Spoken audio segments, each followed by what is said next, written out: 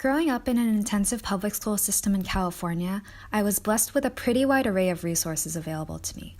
From weekend coding classes to intensive science Olympiad electives, majority of the schools in my area did everything they could to properly prepare young minds. And as lucky as I feel to have grown up in the Bay Area, I'm aware that majority of the world isn't as fortunate. There are countless populations either living in marginalized, low-income areas, third world countries, or even people who do have access to all these tools but simply feel discouraged or unmotivated from being forced to adhere to conventional models.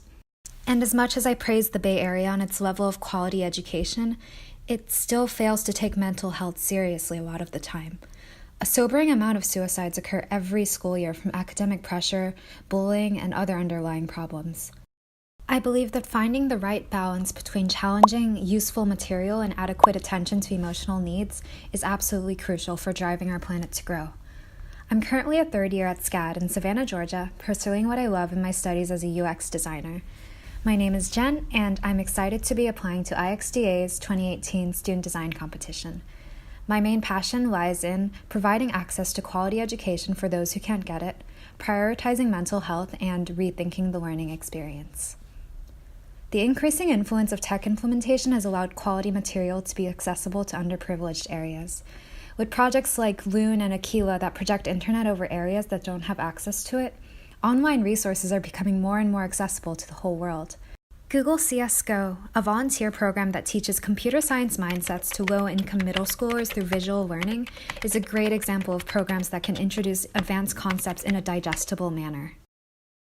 Even students living in the most affluent populations can struggle with the lack of effective emotional support.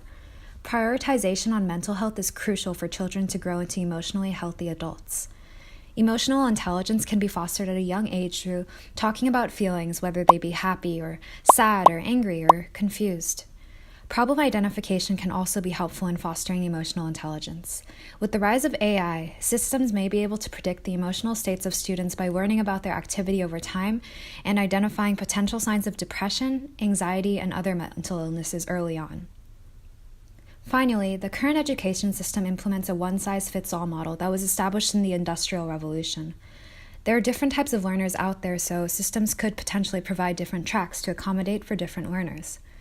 Additionally, a 2010 survey of over 1,500 business CEOs stated that creativity is becoming one of the most important skills in modern day.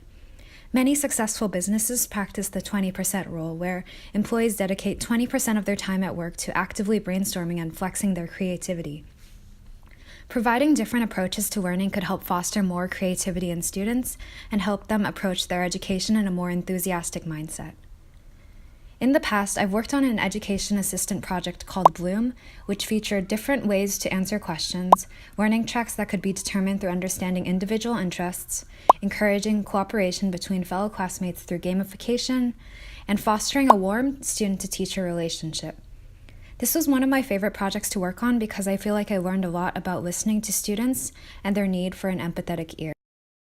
I strongly believe that effective interaction and UX design principles have the power to reshape existing systems and paradigms through behavior change, early exposure, application of emerging technologies, and empathy-driven research. Thank you for taking the time to listen to my thoughts, and I hope you consider me as a 2018 Student Design Challenge participant.